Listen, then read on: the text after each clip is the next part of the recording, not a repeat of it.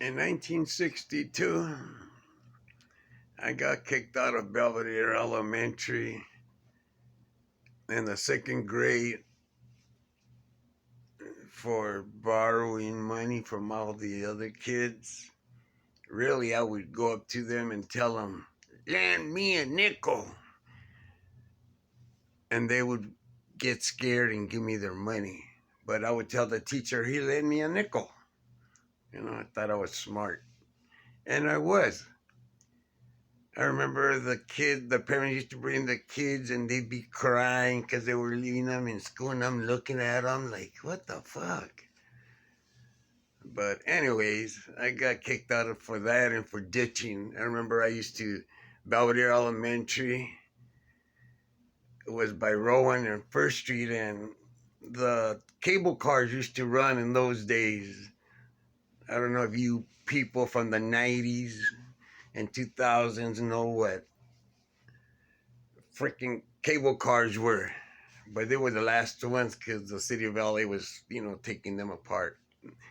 But anyways, they used to run, in those days down First Street, and there used to be Sloan's cleaners, and if you went over there to pick up your clothes, they would give you a pencil. But I didn't know. I just used to go over there and just stand there, and eventually somebody would come drop off their clothes, and they would give them the pencil, and the people would give me the pencil.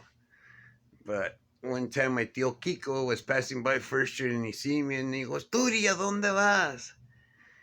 And I told him, go get a pencil. You know what I mean? So he told me, get in the car. He got in the car, and he took me home, and then he told my mom Anita. Next thing you know, they're kicking me out, and I'm going to Hamill Street School. Now, I went to Hamill, okay? First day, I remember going down the stairs. The playground was like 3 stories down, but kind of slanted, so it wasn't like too hard, So I was going down the stairs, looking at all the kids. And I was first day of school, 3rd grade, or Kenyu school. So before I get to the bottom of the stairs, the ball comes running to me. And I go down the stairs and I get the ball, and some kid comes up to me. And I tell the kid, I go, hey, who's the toughest 3rd grader here? And he gets the ball and he points at this kid with grease in his hair, left-handed, real skinny kid, but you could tell he was an athlete. He moved around good playing handball and stuff like that. And he goes, that's Pole right there. I go, that's Pole? And he goes, yeah. He's the baddest 3rd grader? And he goes, yeah. I go, call him. So he went and he called him, and here comes Pole. And as soon as he got close next to me, I tell him, Pole guacamole. And he throws the ball down, gets on his boxing stand, and he was a left-hander. He gets on his boxing stands, and he just stays there just like moving around. And I'm like, what the fuck? First kid that doesn't cherry out on me, And for some reason, I turned around and I look up and I see this big teacher, like fucking Russian or something, Mr. Lifland. He's running down and I look at him, and I didn't know who he was, but I found out it was Mr. Lifland. So anyways, I look up and he's running down, and all the kids are run, run, run, run. So before me and Pole could run, he comes and he gets me by the ear and fucking gives me a coscorron and pues me tenía así, practically carried me. And he got Pole, and he did the same thing, got him like that, slapped him in the head, and he fucking dragged us all 3 floors of steps, 3 stories, but he dragged us by the ear and shit. Then he took us to his room, and he got a swat and fucking gave me one, and then he gave him one, he gave me one, gave him one, and We didn't cry. We were fucking just like looking at each other, rubbing our butts because they were burning. And after that, they kicked us out and called our parents and all that shit. But that was my introduction to Pole. Okay, turned on me and him. We became the best of friends, and he died like I think in the 2000s. You know, Pole. At the time when I met him that day, I found out he had 8 brothers, all of them from Eloyo Mara, older guys, and we're talking about 1963.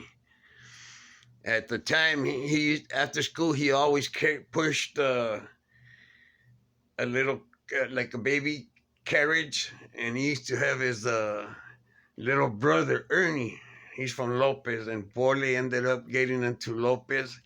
Him and Pole and his little brother ended up getting into Lopez. Ernie and Pole from Lopez Maravilla, but all the older brothers were from Eloyo. And I remember in 1967, we were already in the 7th grade or something like that, and I remember he told me that they had killed his brother on a drive-by.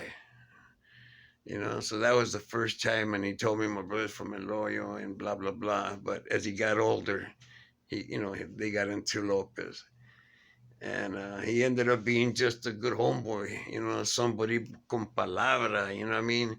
Never ranked it. I remember one time, my first day at high school, I got into this fight, and it just escalated. And next thing we started like arguing with the vatos from Arizona.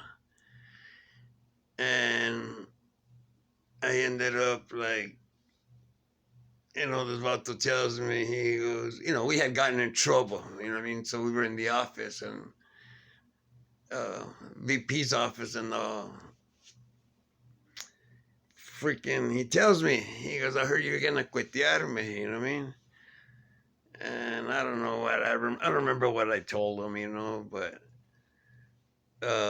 next thing you know, the bell rings and I go to my class, and it was wood, and I was like, in my class, and they were taking roll call, and all of a sudden I see the cops, like running around, and I'm like, what the fuck, and everybody's looking, hey, the cops are around, and they're surrounding the room and this and that.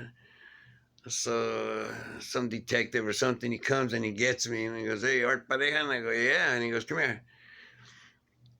And he got me, and they checked my desk and all that, and they found the cuete. I had a 22 4-shot. It went around like that. I remember my homeboy Pepe from the Chicos. He found that gun buried, and he sold it to me for $2, and I, put all kinds of oil and shit and cleaned it up, and it worked. It worked that I stopped making zip guns after that. I didn't need any more zip guns,